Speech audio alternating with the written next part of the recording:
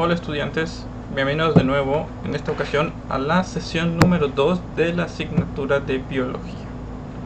En caso de que se quede la duda, esta sesión corresponde a los grupos segundo A y segundo B. Bueno, en esta ocasión no vamos a hacer la introducción como la vez pasada, solo les recuerdo que tienen que comentar al final de esta sesión en la plataforma Blogger para contar con su asistencia y por supuesto hacer la tarea que se les va a marcar. Vamos a empezar directamente con la presentación y con el tema.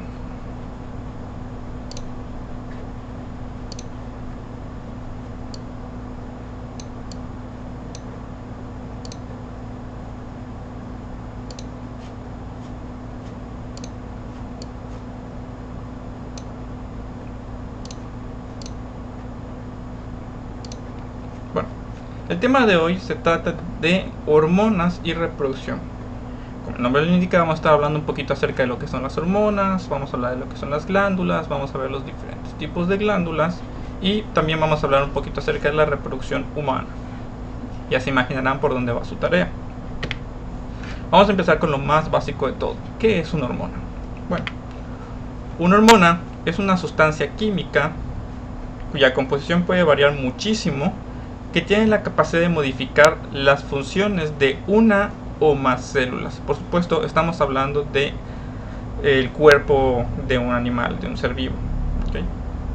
No podemos hablar de otro tipo de sustancias que se producen fuera del cuerpo.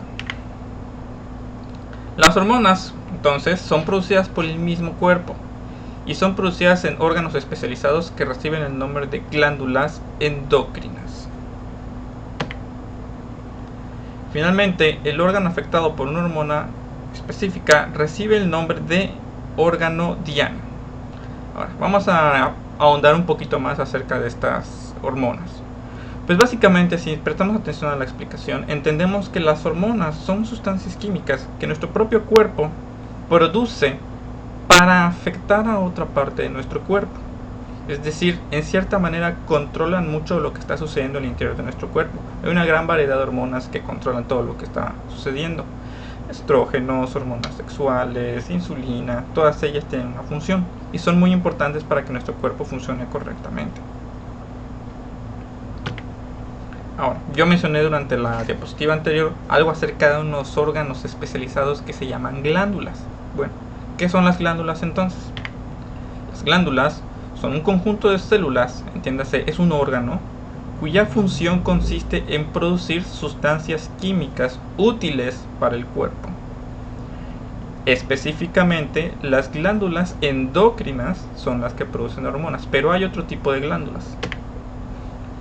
Para que una glándula pueda considerarse como tal, debe tener por lo menos los siguientes dos componentes. Debe tener la parte secretora, es decir, las células especiales cuya función es producir, almacenar y en un momento dado secretar, es decir, expulsar o liberar la hormona o sustancia química. Y también debe tener una parte conectiva, es decir, una serie de células alrededor de ella que le proveen estructura y la sostienen, pero que no forman parte del proceso de producción de la hormona, sino que le dan un lugar en donde estar a las células que sí. Vamos a ver aquí el ejemplo. Aquí tenemos, por ejemplo, una glándula exócrina y una glándula endocrina. En el caso de la glándula exócrina, pues estamos viendo una glándula sudorípara. Vemos que esta glándula no produce una hormona, sino que produce una sustancia llamada sudor, que forma parte de la homeostasis térmica a través de la refrigeración de la piel.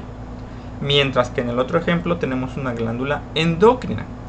Vemos que sucede a nivel interior del cuerpo y que está conectada al sistema circulatorio. Eso es muy importante para una glándula endocrina, ya que una hormona debe de poder viajar a través del cuerpo para poder llegar a su célula u órgano diana. Esto quiere decir que debe tener acceso al sistema circulatorio. Entonces, cuando una glándula produce una hormona, la almacena y finalmente la libera. Generalmente la va a liberar al sistema circulatorio, un vaso sanguíneo, arteria o vena, y es a través de la sangre que va a llegar a otras partes del cuerpo. Vemos igual que tiene esa estructura alrededor que le provee soporte.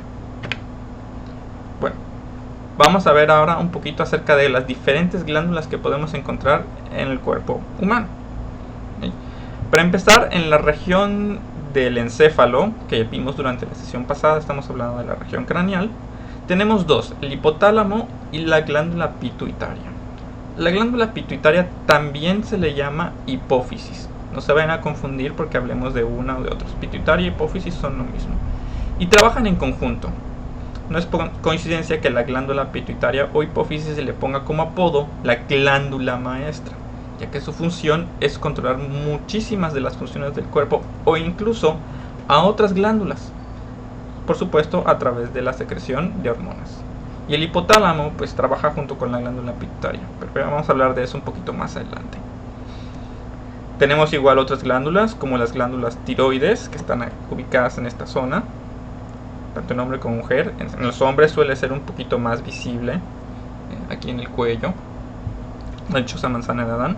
Tenemos la glándula paratiroides, que se encuentra un poquito más debajo de la tiroides, igual están muy unidas.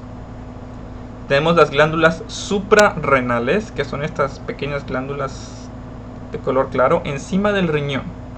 Tenemos el páncreas, que también forma parte del sistema digestivo, pero también es una glándula, tiene zonas glandulares. Y bueno, en el caso de los varones tenemos los testículos, que son gónadas y son glándulas de secreción. Y en el caso de las mujeres, pues tenemos los ovarios, que también son gónadas. Ahora vamos a ver un poquito acerca de las hormonas, pero de acuerdo al órgano. Por ejemplo, en el caso de la glándula tiroides, la principal hormona producida por la glándula tiroides es la tiroxina, que se le suele abreviar con las siglas T4. La tiroxina es una hormona muy importante, ya que controla a través de diferentes mecanismos lo que podríamos llamar el metabolismo energético. ¿Cómo exactamente? Bueno, esta tiroxina estimula el consumo de oxígeno en el interior de las células, en la mitocondria. Ya habíamos hablado en clases anteriores que la mitocondria pues es la planta energética de todas las células del cuerpo y que en ella se consume oxígeno y carbohidratos para producir ATP, que es la moneda energética del cuerpo. Bueno, la tiroxina, manipulando el consumo de oxígeno, puede incrementar la cantidad de energía que se produce en las células. De alguna manera, pues eso conlleva un incremento en la tasa metabólica, o si hay poca tiroxina, pues una reducción en la tasa metabólica. Cuando hablamos acerca de que si tienes el metabolismo muy rápido, que tienes el metabolismo muy lento, generalmente es algo influenciado por la tiroxina, aunque el proceso es más complicado que simplemente tener el metabolismo alto o tener el metabolismo lento. Pero ya hablaremos de eso más adelante. Luego tenemos en la glándula tiroides la hormona paratohormona, que se abrevia con las siglas PTH. La paratohormona tiene como una función muy específica, que es la regulación del calcio en la sangre y en el organismo. El calcio es una sal, un ion muy importante para el cuerpo. No piensen que el calcio solamente está en los huesos o en los dientes. Si bien los huesos y los dientes tienen una parte calcificada, no es la única función del calcio. De hecho, está involucrada en un montón de cosas, en la formación de membranas celulares, en la regulación del ciclo cardíaco, en un montón de cosas, de verdad. O sea, en el mantenimiento del potencial eléctrico del cuerpo. Entonces, el calcio es muy importante, y la falta de calcio puede llegar a producir síntomas bastante severos como parálisis y un montón de cosas desagradables. Entonces es la paratohormona y la glándula paratiroides la que se encarga de regular ese calcio. Luego tenemos en la glándula suprarrenal dos hormonas, dos importantes o principales, porque hay más, que son la adrenalina y el cortisol. La adrenalina, pues la mayoría de ustedes creo que ya han escuchado en algún momento hablar de esta adrenalina. Es una hormona que está relacionada con la respuesta de lucha o huida cuando nos encontramos en una situación de peligro o en una situación de estrés. La adrenalina es la que se encarga de preparar el cuerpo para cualquiera de esas dos, ya sea correr o luchar. ¿Cómo lo hace? Mejorando la percepción, mejorando los tiempos de reacción, incrementando la tasa respiratoria, incrementando el ritmo cardíaco, todo preparado para que el cuerpo pueda actuar. Y por supuesto es una hormona que está muy relacionada también al estrés. también tiene la característica de que en algunas personas puede tener un efecto adictivo. Si las personas que se dice que son adictas a la adrenalina es porque realmente son adictas a la adrenalina. Luego tenemos el cortisol. El cortisol también es una hormona producida por las suprarrenales y tiene la función de elevar los niveles de azúcares en la sangre. Es una función muy específica. También está relacionada a la función que ejerce la adrenalina. Cuando el cuerpo se prepara para actuar, pues necesita más energía. Y el cortisol pues se encarga de esa parte, de proveer esa energía. También es una hormona que está muy relacionada con el estrés. Luego tenemos el páncreas. El páncreas es un órgano que tiene muchísimas funciones. Desde el punto de vista digestivo, forma parte de ese proceso. Pero vamos a hablar específicamente de su función como glándula secretora. Produce dos hormonas muy importantes, la insulina y el glucagón, que están relacionadas con la glucólisis y la glucogénesis y el metabolismo energético. ¿En qué sentido? Bueno, la insulina es una hormona que tiene la función de transportar el azúcar, la glucosa en la sangre al interior de las células y hasta la mitocondria. Es decir, normalmente la molécula de glucosa es una molécula muy grande que no puede pasar por sí misma de manera natural o normal a través de la membrana celular. Entonces, ¿cómo llega? Pues la insulina se fija a esa glucosa y es a través de eso que logra entrar. Ahora sí como que le da el aventón cuando la insulina entra por la membrana celular. Y es de esa manera que la glucosa llega hasta la mitocondria para poder realizar el metabolismo energético, la respiración celular. Por supuesto, la insulina también forma parte de la glucogénesis, es decir, cuando la cantidad de glucosa que hay en el cuerpo no se consume toda en un periodo dado de tiempo, pues no se puede quedar dando vueltas por el cuerpo esperando a que una célula lo necesite. No, el cuerpo tiene que deshacerse de esa glucosa, ya que el exceso de glucosa es tóxico. Y lo que hace es llevarlo al hígado y otras células almacenadoras del cuerpo a través de la insulina para que se convierta en glucógeno. En un momento dado, tejido adiposo. Luego tenemos el glucagón. El glucagón es la contraparte de la insulina. La insulina toma la glucosa y se encarga de que se utilice o de que se guarde. El glucagón lo que hace es tomar el glucógeno que está almacenado en nuestro cuerpo, en el hígado, e estimular el proceso de glucólisis. ¿Qué es la glucólisis? Bueno, es el proceso mediante el cual el glucógeno se convierte en glucosa para poder ser utilizado. Es decir, cuando nosotros por algún motivo estamos faltos de glucosa, el glucagón se encarga de tomar estas reservas y proveernos glucosa. Luego vamos a hablar de los testículos. En los testículos se produce la testosterona. La testosterona es una hormona sexual, la hormona sexual masculina, que está relacionada con dos cosas muy importantes. Una de ellas es la aparición de los caracteres sexuales secundarios típicos del varón, el incremento de la masa muscular, el cambio en la voz, a veces podemos hablar de acné, la aparición de vello en el rostro y en otras partes del cuerpo, y también está muy relacionado con la maduración sexual. Del lado de las mujeres, pues también tenemos los ovarios. En estos se producen dos hormonas, los estrógenos, que conste que lo dije en plural, estrógenos, no es estrógeno, es estrógenos. Hay muchos diferentes tipos de hormonas estrógenas, pero en general todas en conjunto trabajan para lograr lo mismo que en la testosterona, pero en las mujeres. Es decir, es una hormona sexual, en este caso femenina, cuya función es igual, fomentar la aparición de los caracteres sexuales femeninos secundarios, como igual el cambio en la voz, el cambio en la figura, el engrandecimiento de los pechos, el ensanciamiento de las caderas y todas esas cosas. Y también la maduración sexual.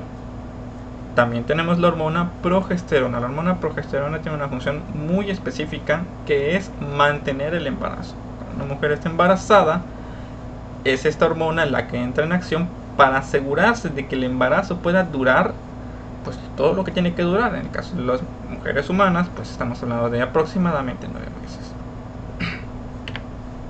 Vamos a hablar, notarán que no hablé del hipotálamo y de la glándula pituitaria o hipófisis. Eso es porque tienen un montón de hormonas relacionadas a ellas y la verdad no entran en esta diapositiva. Tenemos una diapositiva específica para ellas. Vamos a pasar a ella, que es esta aquí. Vamos a hablar de la función y la secreción de las hormonas hipofisiarias. No se confundan, pituitaria, hipófisis, es lo mismo. Lo primero que tenemos que notar es que la hipófisis se divide en dos partes principales: la hipófisis anterior o adenohipófisis y la hipófisis posterior o neurohipófisis. Vamos a hablar primero de las hormonas producidas por la adenohipófisis. La primera pues es la hormona del crecimiento, abreviada con las siglas GH. Tienen que aprenderse estas siglas, pues va a salir en su examen. La hormona del crecimiento, pues su nombre es muy descriptivo, o sea, nos dice lo que hace. Estimula el crecimiento. ¿Cómo lo hace? Específicamente lo que hace es estimular la división celular, la mitosis específicamente, y la producción y síntesis de proteínas necesarias para la producción de nuevas estructuras y tejidos. Está muy relacionada con el estímulo en el crecimiento de huesos y músculos. Entonces, naturalmente nos permite crecer. Tiene algunas otras funciones más allá del incremento de tamaño físico de las personas, ya que también permite la regeneración celular hasta cierto punto. Eso también es controlado por la división celular. Cuando sufrimos una herida o alguna enfermedad, parte de ese proceso de recuperación está mediado por la hormona del crecimiento. Por eso, conforme vamos envejeciendo, nuestro cuerpo se va volviendo menos eficiente al momento de reparar o regenerar las partes que se van dañando, y es parte del envejecimiento. Por eso nuestro cuerpo cambia y envejece. Vamos a pasar a la siguiente, que es la adenocorticotropina, que se abrevia con las siglas ACTH. Su función es muy específica. Estimula a la corteza suprarrenal para que ésta pueda producir las hormonas relacionadas a ella. ¿Se acuerdan cuáles eran? La adrenalina y el cortisol. ¿Okay? Vamos a pasar a la siguiente, que es la tirotropina. Esta también estimula a una glándula, en este caso estimula a la tiroides para producir la tiroxina y se abrevia con las siglas TSH. La siguiente es la hormona folículo estimulante, abreviada con las siglas FSH, y tiene funciones distintas dependiendo si estamos hablando de una mujer o de un varón. En el caso de las mujeres, estimula el crecimiento del folículo ovárico, que es donde se encuentran los óvulos y va a permitir la ovulación, y también está mediando la propia ovulación. En el caso de los varones, lo que estimula es la producción de espermatozoides. Podemos ver que ya sea la mujer o el varón, la hormona folículo estimulante está muy relacionada con la producción y maduración de los gametos, sean masculinos o femeninos. Luego tenemos la hormona luteinizante, que la podemos abreviar con las siglas LH. Al igual que la folículo estimulante, cumple funciones distintas dependiendo si estamos hablando de un varón o de una mujer. La luteinizante, estimula en el caso de las mujeres el desarrollo del cuerpo lúteo, que es una de las estructuras que forman parte del proceso reproductivo.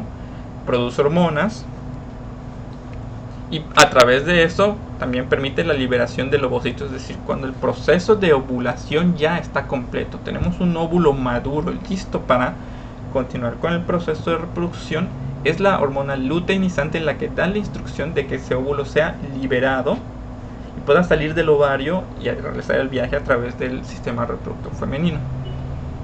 Y finalmente estimula la producción de estrógenos y progesterona, ¿se acuerdan? Las hormonas producidas en el ovario. En el caso de los varones, la hormona luteinizante estimula la secreción de la testosterona y el desarrollo y maduración del tejido intersticial testicular, que es donde se produce la testosterona. Ahora, en esta imagen que les puse como apoyo, de hecho hay una pequeña equivocación.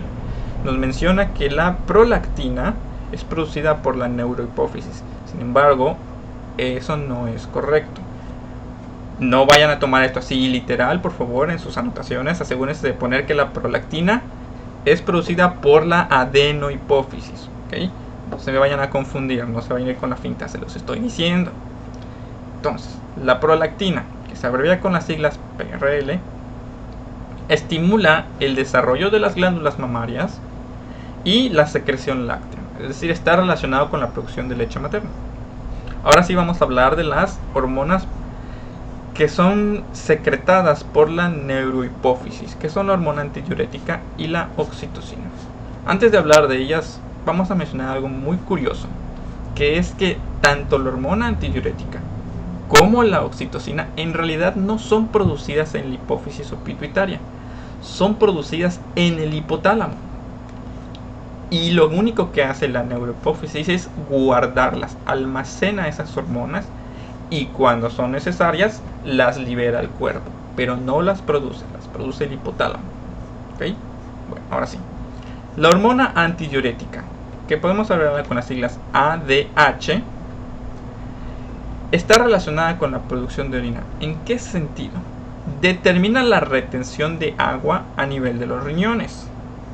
Y de esta forma, cuando la sangre pasa por los riñones, parte del agua que se encuentra en esa sangre pasa a la orina para diluir toda la porquería y las sales y cosas que se tienen que eliminar a través de la orina.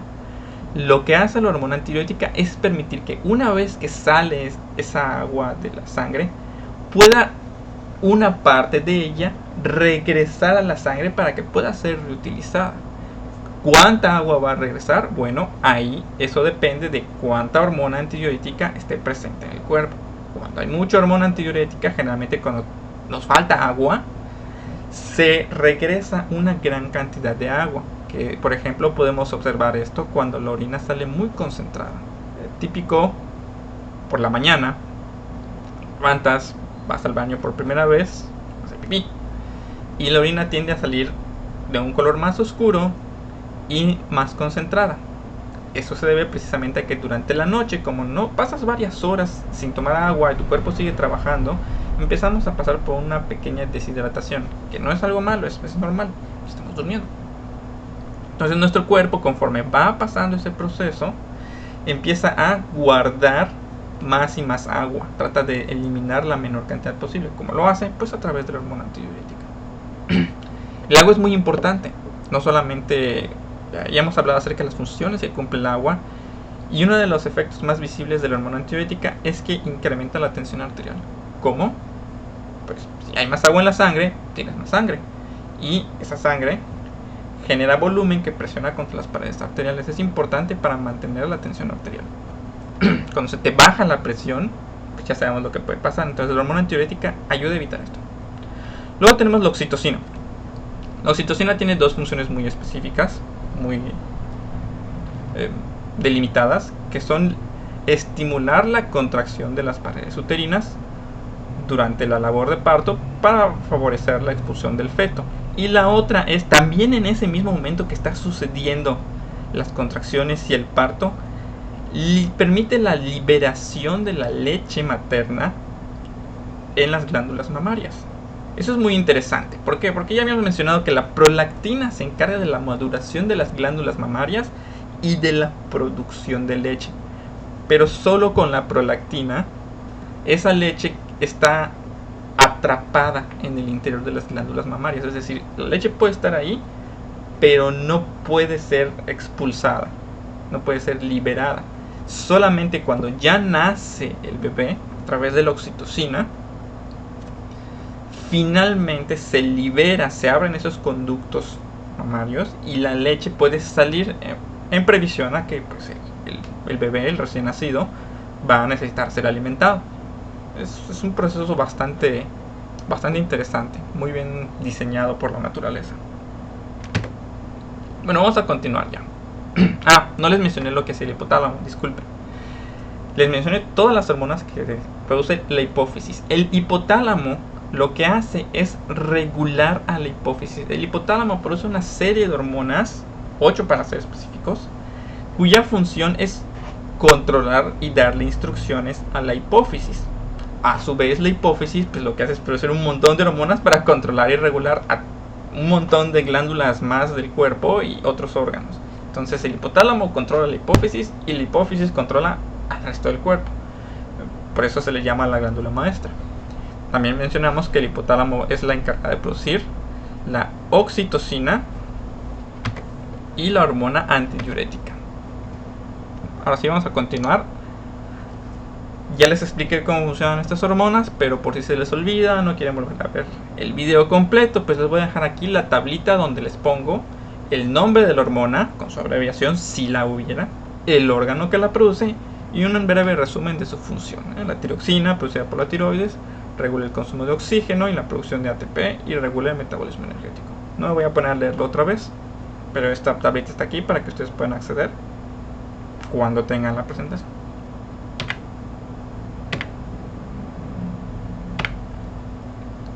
Muy bien. Ahora sí vamos a pasar al siguiente tema de la sesión. No hemos terminado. Ni modo, se aguanta, yo lo sé. ¿Qué es la reproducción sexual? Ya hablamos un poquito acerca de lo que son las hormonas, las glándulas. Y recordemos que el tema de la sesión era la relación entre las hormonas y el sistema nervioso y la reproducción sexual. Bueno, aquí ya vemos que en el sistema nervioso, en el encéfalo, se encuentra pues la pituitaria o hipófisis, el hipotálamo, que a su vez regulan y controlan la producción de muchas hormonas. Muchas de estas hormonas están relacionadas con la maduración sexual, con el embarazo, con la reproducción como tal, la producción de gametos, la producción de hormonas sexuales. Entonces pues creo que ya empezamos a ver un poquito más claramente esa relación que hay entre el sistema nervioso, hormonas y reproducción. Vamos a hablar ahora específicamente de la reproducción. Para empezar, ¿qué es una reproducción sexual? Bueno, de manera general, es el mecanismo mediante el cual dos organismos de la misma especie, pero de distinto género, entiéndase femenino y masculino, producen descendencia a través de un intercambio genético. Ya habíamos igual hablado un poquito acerca de esto, como pues en un bebé o una cría, en el caso de los animales, nacido a través de reproducción sexual, pues la mitad del genoma proviene de un progenitor y la otra mitad proviene del otro, o sea, la mamá y el papá. Entonces, ese intercambio genético es fundamental para que una reproducción pueda ser considerada como sexual. Tiene que haber ese intercambio, porque de lo contrario, si solamente uno de los progenitores está dando el material genético, pues la descendencia producida pues es básicamente un clon.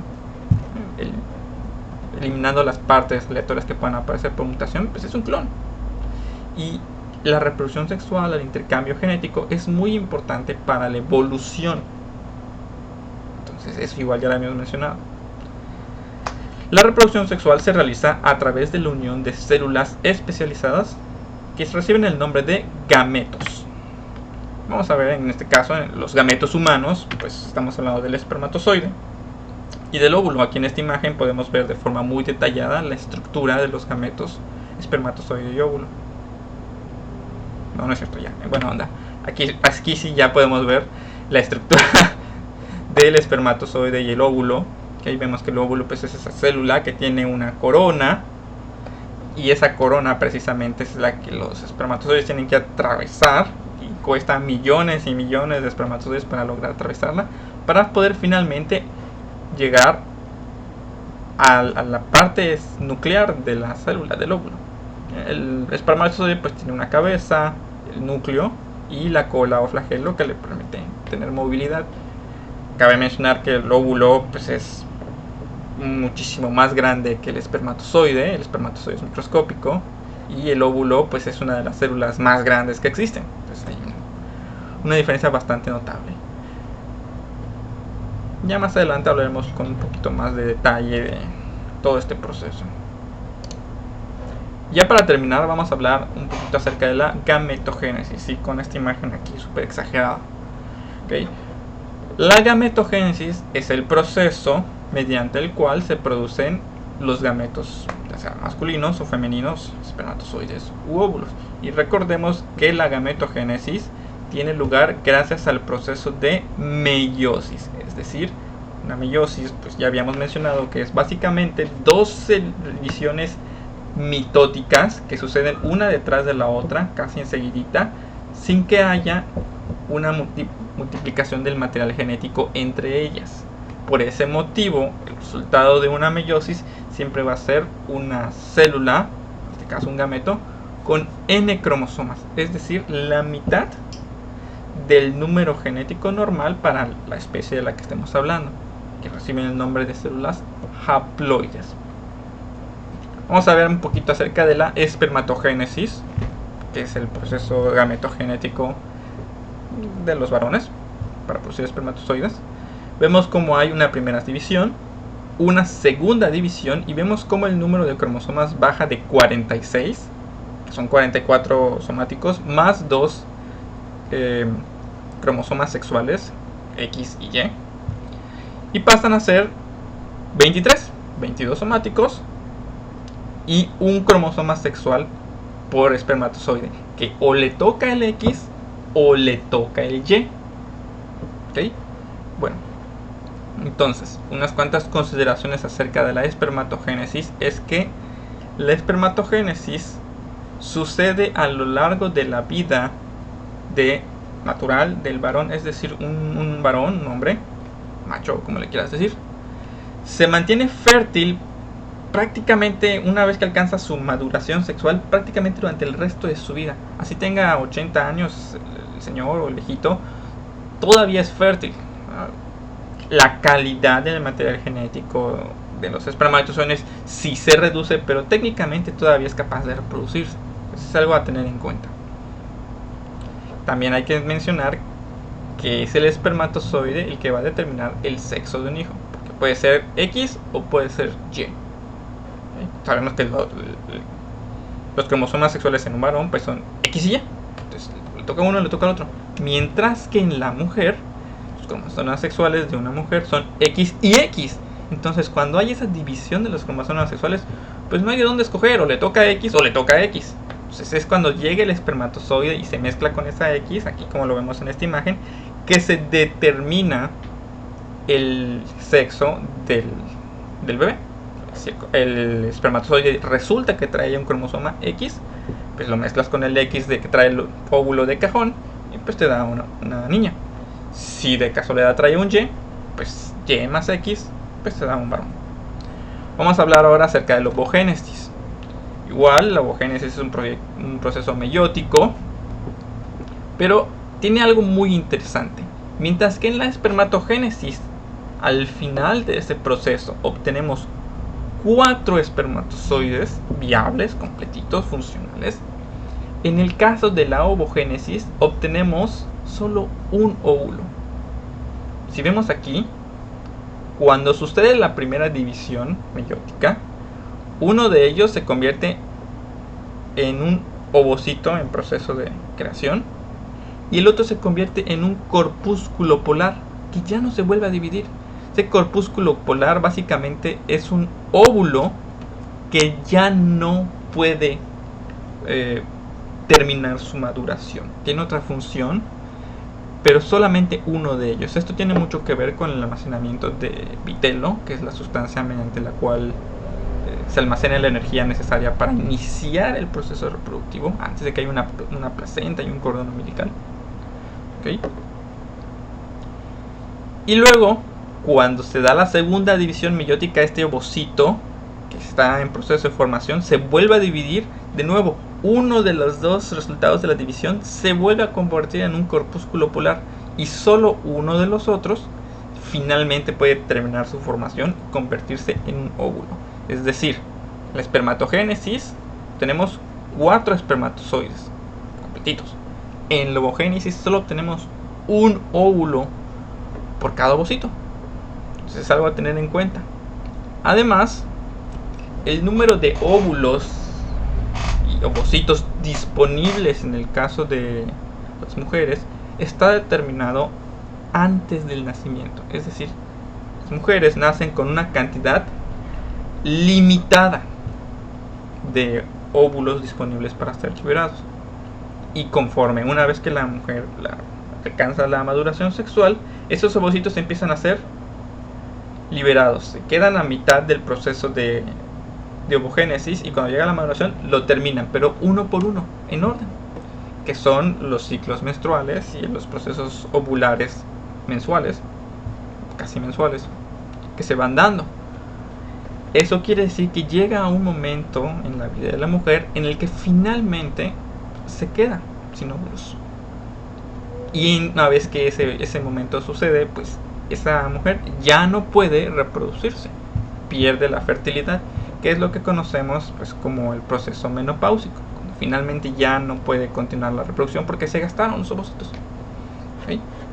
Entonces, resumen, espermatogénesis produce 4 espermatozoides completamente viables, 2 con un cromosoma sexual X, 2 con un cromosoma sexual Y. Ovogénesis produce solo un óvulo, obviamente siempre va a tener un cromosoma X porque son los únicos que tiene. Espermatogénesis puede continuar una vez alcanzada la maduración sexual del varón a lo largo de toda la vida, es decir, hay cantidad infinita de espermatozoides. En el caso de la ovogénesis, la cantidad de óvulos que se pueden producir es finita, se terminan. Y una vez que eso sucede, la mujer ya no puede reproducirse y ya no es fértil. ¿Sí? Con esto terminamos la sesión del día de hoy. Por favor, les recuerdo la importancia de comentar al final de la publicación de la sesión en la plataforma de Blogger con su nombre completo, grado y grupo. Recuerden que es el pase de lista. Asimismo, les recuerdo que en las carpetas de Drive compartidas a través de la página de la escuela van a encontrar su tarea y por supuesto la presentación que acabamos de utilizar. Sus tareas las deben de enviar a la dirección que está aquí en pantalla, mpino.viol@gmail.com. Por favor, no se les vayan a olvidar. Revisen bien la fecha de entrega, lean bien las instrucciones. Con eso los dejo. Hasta luego, que tengan un bonito día, tarde o noche, dependiendo de la hora a la que estén viendo este video.